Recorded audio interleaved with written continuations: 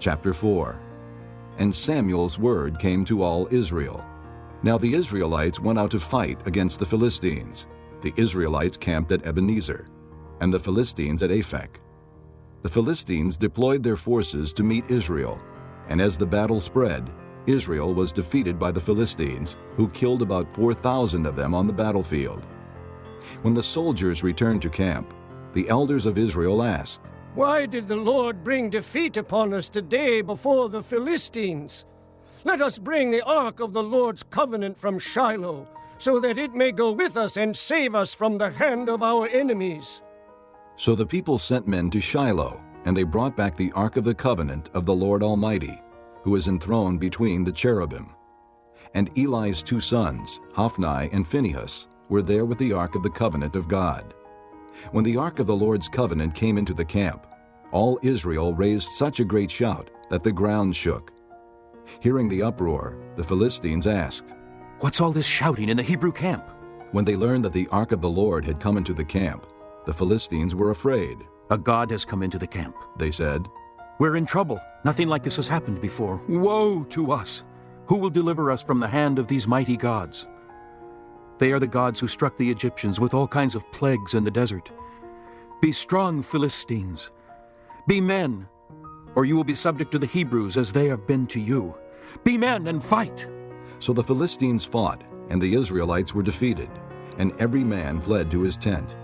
The slaughter was very great. Israel lost 30,000 foot soldiers.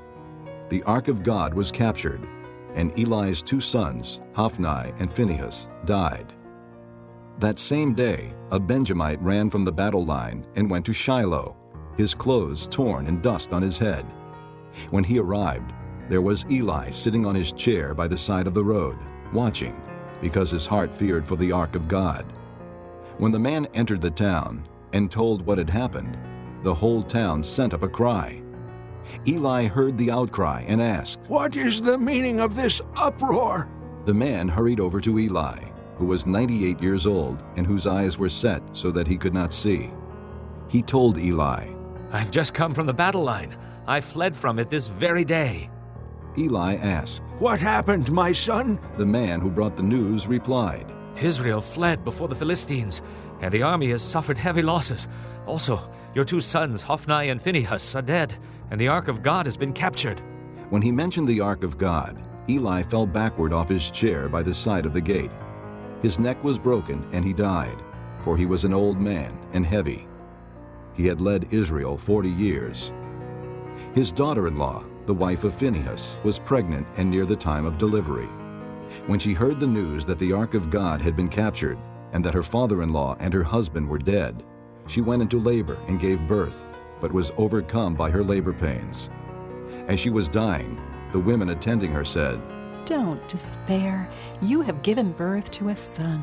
But she did not respond or pay any attention.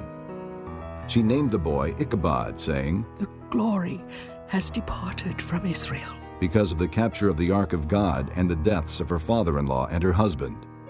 She said, "The glory has departed from Israel, for the ark of God has been captured."